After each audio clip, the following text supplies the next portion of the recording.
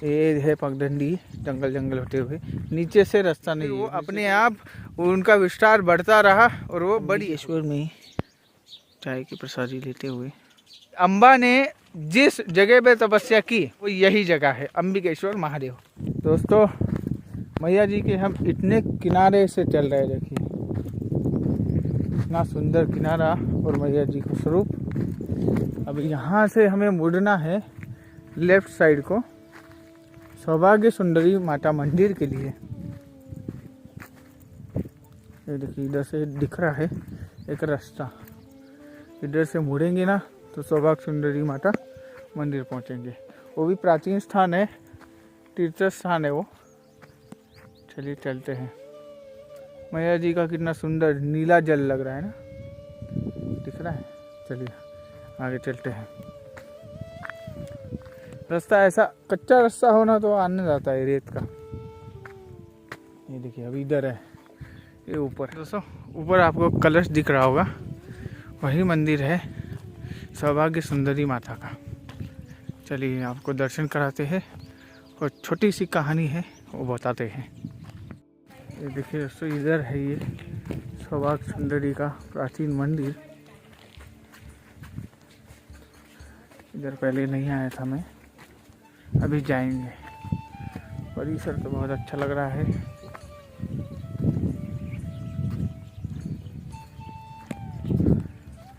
ये देखिए सुंदर मंदिर है।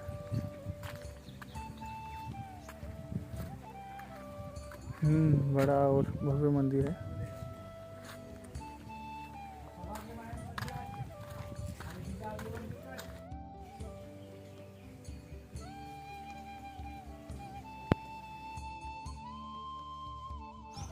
ये सौभाग्य सुंदरी जी का मंदिर है और यहाँ पे करंजेश्वर और नागेश्वर महादेव जी का शिवलिंग है। देखिए देखिए इसमें से एक नागेश्वर जी है, एक करंजेश्वर जी है। ये भी तीर्थ स्थानों में है। यहाँ पे एक ही जगह पे 4 तीर्थ स्थान है, नागेश्वर महादेव, करंजेश्वर महादेव, भरतेश्वर और सौभाग्य सुंदरी जी। ये बड़ा वाला भरतेश्वर जी का मंदिर है, सॉरी। और ये मैया जी के किनारे ही है जगह सौभाग्य सुंदरी माता। अरे वाह, ये देखिए प्राचीन मूर्ति है और पूरी है। इसमें शिलालेख भी है नीचे, ये शिलालेख है।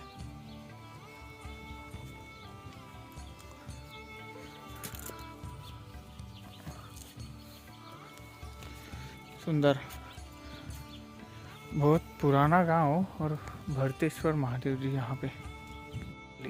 अपन अंदर जाते हैं भरतेश्वर जी के दर्शन करने।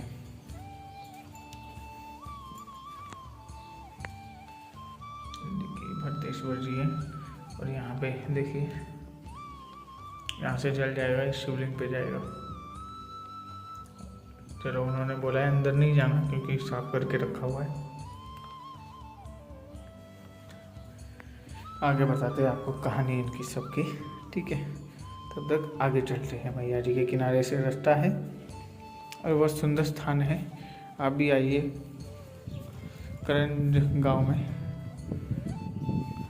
दोस्तों सौभाग्य सुंदरी जी का फ़ोटो लेने से मना कर दिया था, लेकिन मैंने फ़ोटो तो ली नहीं भाई, मैंने डायरेक्ट वीडियो बना ली, ठीक है।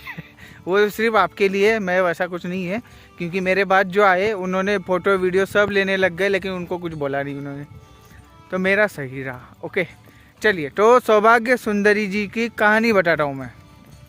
सौभाग्य सुंदरी जी का जो नाम है वो बाद में पड़ा। उनका नाम है ख्याति। ख्याति कौन थे? जो भृगु ऋषि थे, उनकी पत्नी का नाम ख्याति है। वो यहाँ पे आके उन्होंने पुत्र प्राप्ति के लिए यहाँ पे तपस्या की थी, इसलिए वो यहीं पे विराजमान रही हमेशा के लिए। इसलिए ये मूर्ति स्वयंभू है। सौभाग्यवती पत्नियाँ जो है यहाँ पे आके पूजा करने लग गई और वो जो मांगती थी वो मिलने लग गया, तब जाके इनका नाम सौभाग्य सुंदरी पड़ा। और वो मूर्ति, ऐसा मान्यता है कि वो पहले छोटी हुआ करती थी, फिर वो अपने आप उनका विस्तार बढ़ता रहा और वो बड़ी हो गई। और पहले एक साड़ी से उनको ढक दिया जाता था, एक साड़ी पहनाई जाती थी, अब उनको 2 साड़ियाँ लगती है। इसलिए उनको मानना है गांव वालों का कि वो बढ़ती गई। और उनको जो सौभाग्यवती महिलाएं और उनके पति दोनों यहाँ पे पूजा कर सकते हैं, जो मांगे सब मिल जाता है, ऐसा मान्यता है।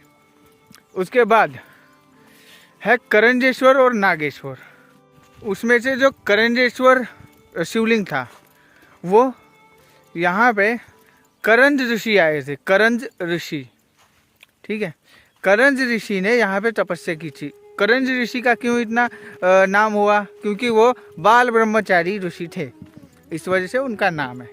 और नागेश्वर, नागेश्वर त्वष्टा के पुत्र, त्वष्टा के पुत्र पुंडरीक नाग, उनकी वो तपस्या स्थली है। उनको इंद्र ने शाप दिया था, वो शाप से मुक्ति पाने के लिए यहाँ पे पुंडरीक नाग ने तपस्या की थी। अब है भरतेश्वर। भरतेश्वर क्यों है यहाँ पे? शकुंतला जी, सूत पुत्र, शकुंतला जी के पुत्र भरत, वो भरत नहीं, राम जी के भाई भरत नहीं, शकुंतला पुत्र भरत, उनकी वो तपस्या स्थली है, इसलिए वो भरतेश्वर है। और ये जो ऋषि मुनि जो तपस्या करते हैं ना, वो सतयुग काल के हैं, कुछ द्वापार काल के हैं, कुछ त्रेता काल के हैं, और वो बड़े तपस्वी लोग थे इस वजह से, और देव के अंश थे, इस वजह से उनकी तपस्या स्थली तीर्थों के नाम से जानी जाती है। ठीक है, तो आगे चलते हैं। आगे अंबिका गांव है। हाँ, और बता दूँ, वो करंजेश्वर महादेव के नाम से ही उस गांव का नाम कंजेटा पड़ा है। ओके, और आगे अंबिकेश्वर तीर्थ है, वो अंबिका गांव पड़ा है उसका, ऐसा है। हाँ, और सिनोर का भी देखिए ना, सिनोर का कैसा, वो सेनापति का गांव था। किसका? सेनापति, मतलब कार्तिकेय स्वामी का, इसलिए वो सिनोर है। दोस्तों, ये जो मैया का किनारा है, ऐसा नीला नीला स्वरूप मैया का देख के बहुत सारी बातें याद आती है मैया के बारे में, और मैं बताना भी चाहता हूँ।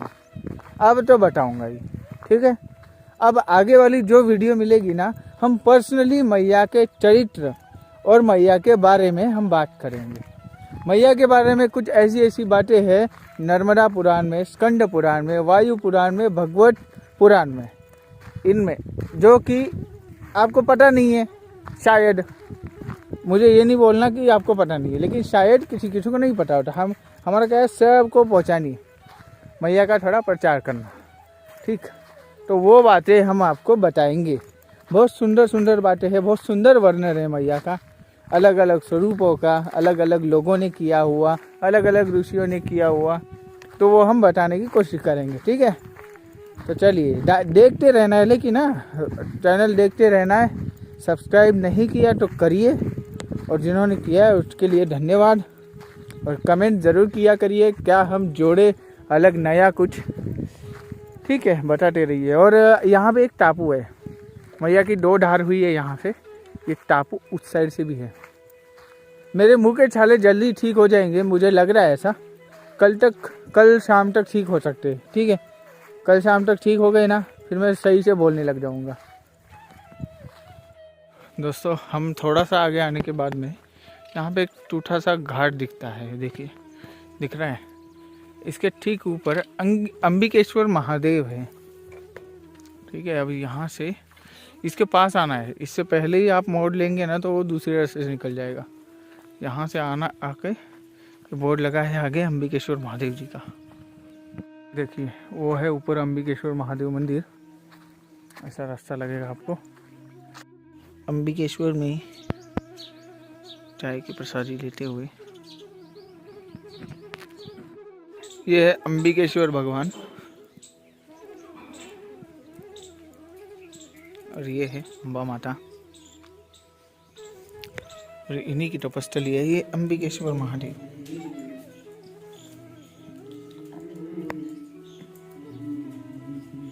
दर्शन कर लीजिए अंबिकेश्वर महादेव जी के। बैठो। नहीं, बैठ के हम दर्शन कर लिए थे। हाँ, कर लिए। बहुत सुंदर अंबिकेश्वर महादेव जी का मंदिर, ये बिल्कुल मैया जी के किनारे। देखिए, अंबाली गांव है ये, अंबिकेश्वर महादेव जी के नाम से ही अंबाली गांव पड़ा है। इसकी कहानी में बहुत सुंदर और रोचक है और बहुत सारे लोग जानते भी होंगे। नर्मदा पुराण में इसका उल्लेख है, सभी पुराणों में नहीं मिलेगा ऐसा बताया, और कुछ कुछ पुराणों में है, मतलब जो ज़्यादा विश्लेषण है। चलिए आगे बताते हैं आपको, आगे की तरफ बढ़ते हैं, मैं रास्ते में बताऊंगा आपको। अंबिकेश्वर से ही हम आगे की तरफ चल पड़े अब, ठीक है। ये है पगडंडी, जंगल जंगल होते हुए, नीचे से रास्ता नहीं है, नीचे से आधे रास्ते जाता है और आगे दिख रहा है बिल्कुल कि उधर टूट जाता है रास्ता, मैया के कटाव की वजह से ना, उस वजह से। चलिए हाँ, आपको कथा भी तो बतानी है अंबिकेश्वर महादेव जी की, चलिए मैं बताता हूँ। दोस्तों, अंबिकेश्वर महादेव जी की कहानी बताता हूँ मैं। ये महाभारत कालीन कहानी है। भीष्म पितामह जी से शुरुआत हुई।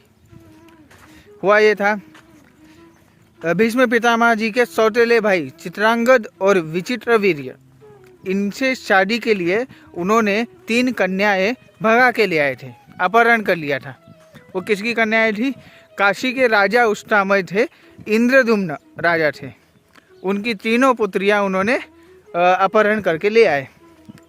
अब विचित्रवीर्य और अंबिका और अंबा और अंबालिका, ऐसी वो 3 पुत्रियां थी काशीराज की, ठीक है।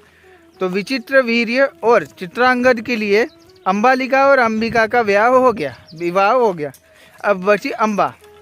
अंबा का विवाह पहले ही तय हो गया था एक राजा से, लेकिन भीष्म पितामह जी ने अपहरण कर लिया था अंबा का। इस वजह से उनको क्रोध आया था। वो बोल रहे थे कि भीष्म पितामह जी से ही अब विवाह करना है मुझे। लेकिन भीष्म पितामह जी ने आजीवन ब्रह्मचर्य का व्रत लिया था, तो वो आजीवन ब्रह्मचारी थे, ठीक। तो इसलिए वो विवाह करने से मना कर दिया। अंबा जी बहुत गुस्से में आए, नर्मदा जी के किनारे आए। उन्होंने क्रोधवश यहाँ पे बहुत कड़ी तपस्या की, शिव जी को प्रसन्न किया। शिव जी से बोला कि मैं भीष्म पितामह की मृत्यु देखना चाहती हूँ और मेरे ही हाथ से होनी चाहिए, ठीक है। शिव जी बोले इस जन्म में, तुम्हारे इस जन्म में तो हो नहीं सकता, लेकिन अगले जन्म में ऐसा ही होगा। तथास्तु बोल के निकल गए। फिर अगले जन्म में अंबा जो थी वो शिखंडी के रूप में उन्होंने जन्म लिया। शिखंडी और भीष्म पितामह जी की कहानी सबको पता ही है। उन्होंने शिखंडी जी के रूप में जन्म लेके अर्जुन को सहायता करते हुए भीष्म पितामह के मृत्यु का कारण बनी शिखंडी, ठीक है। तो यहाँ से शुरू हुई थी ये सारी कहानी, ठीक है। तो अंबा ने जिस जगह पे तपस्या की, जब वो वरदान मांगा, वो यही जगह है, अंबिकेश्वर महादेव। ओके, चलिए अब आगे बढ़ते हैं अनुसुईया माता के लिए। दोस्तों, यहाँ से 1 किलोमीटर सिर्फ अनुसुईया माता। दोस्तों, हम आए हैं अनुसुईया गांव में अनुसुईया जी के दर्शन करने। उसके पहले आप महाराज जी से दर्शन कीजिए। हमारे महाराज दत्त जी, गायत्री माता जी, अंजना माता जी और महाकाली जी, और यहाँ पे विश्वकर्मा भगवान है।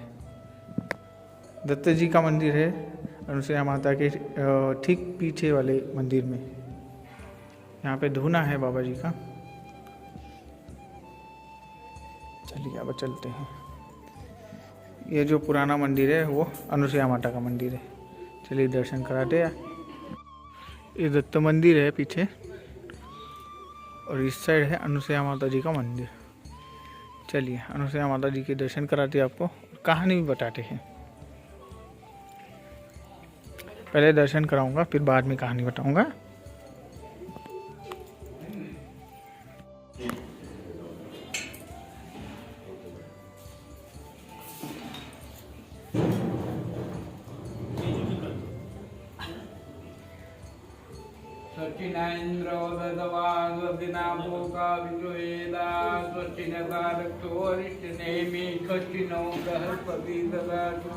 है और यहाँ एक गंगा कुंड है। यहीं से एक छोटी सी नदी निकलती है, मैया जी का संगम भी है आगे। लेकिन वो अंडरग्राउंड है।